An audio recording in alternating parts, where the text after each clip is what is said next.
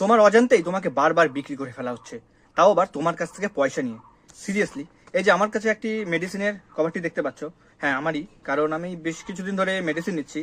আর এতে আমার চোখে পড়লো এর মধ্যে রয়েছে নানান লোকের ইনফরমেশন। জানি না যে কতদিন ধরে কত লোকের ইনফরমেশন এইভাবে রাস্তাঘাটে ঘুরে বেড়াচ্ছে বা কতবার কিভাবে বিক্রি করে ফেলা হয়েছে। বিভিন্ন জেরক্সের দোকান, সরকারি বেসরকারি যে সমস্ত কর্মসংস্থানগুলি রয়েছে, সেখানে আমরা ভরসা করে যে ইনফরমেশনগুলো দিয়ে আসি জেরক্সের আকারে বা বিভিন্ন রকম যে পেজের আকারে, সেগুলোরও কিন্তু যে এই ধরনের মিস ইউজগুলো হয়, তার কিন্তু এটি একটি প্রত্যক্ষ প্রমাণ।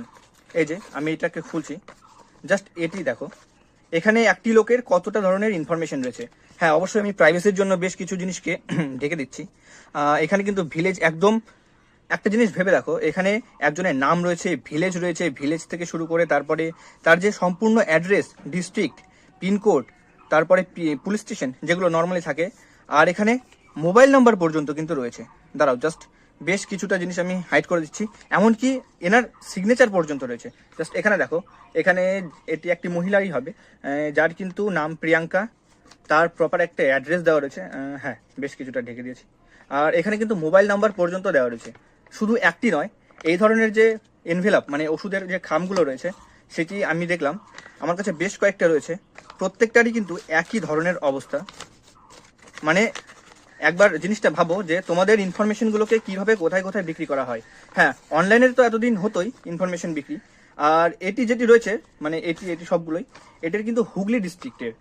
এখানে রয়েছে কাকলি নামের কোনো একজনের, উইথ তার signature, mobile number and full address.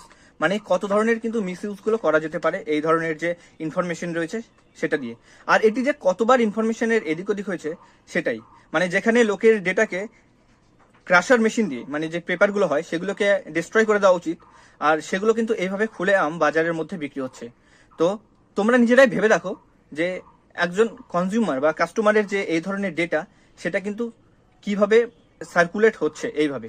তোমাদের কি মতামত নিচে কিন্তু কমেন্ট বক্সে অবশ্যই জানাও। আর হ্যাঁ অবশ্যই সাবধান হয়ে যাও।